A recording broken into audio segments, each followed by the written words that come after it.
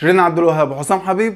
ده الدرس اللي بقى مقرر علينا، والموضوع بتاعها فيه كام صفحه لازم نحفظهم كلنا صم، زي صفحه شيرين عبد الوهاب في المستشفى وابنة شيرين عبد الوهاب، وكمان صفحه شقيق شيرين عبد الوهاب مع عمرو اديب، وصفحه برضه والده شيرين عبد الوهاب مع عمرو اديب. طبعا ما ننساش برضه صفحه حسام حبيب بيرد على شيرين، واللي من ضمن ردوده انها كانت عامله اوضه النوم زي محطه مصر، والناس كانت داخله وطالعه في اوضه النوم عادي، محبكها خالص انت يا حسام.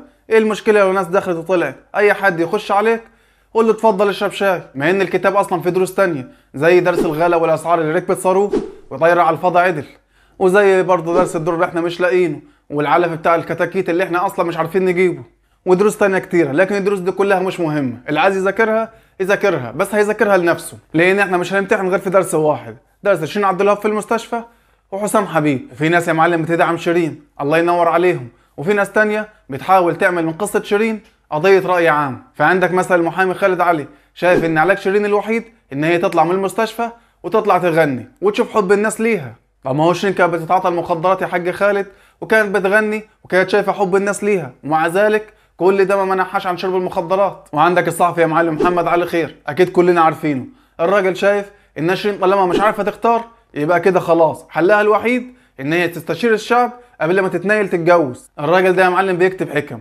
واحب اضيف على الحكمه بتاعته ان احنا لازم عشان الاستشاره تبقى سليمه لازم يبقى في استفتاء عليها، ولابد من اشراف دولي على الاستفتاء ده.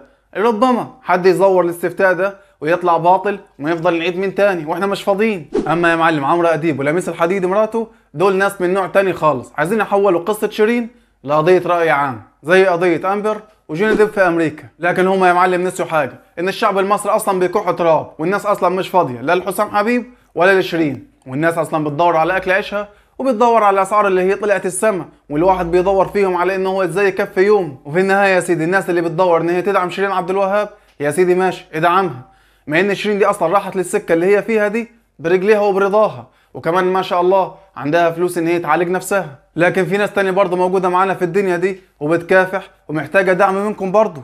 يعني يا سيدي خد عندك مثلا البنت دي اهو شغاله دليفري في طلبات وبتدرس في الجامعه، وكل ده عشان تساعد نفسها، وما اعتقدش يا سيدي ان هي راحت للشغلانه دي برضاها، لان اصلا الشغلانه دي صعبه على الرجاله، فما بالك البنات. الناس دي هي المفروض اصلا ندعمها حتى لو بكلمه، لو ببوست زي اللي كتبه الاستاذ خالد علي. فيا ريت برضه ندعم الغلابه والمظلومين زي ما احنا بندعم المشاهير والفنانين. وبكده يكون انا خلصت كلامي، ولو عجبك الفيديو ما تنساش اللايك عليه والاشتراك في القناه وتفعيل زر الجرس.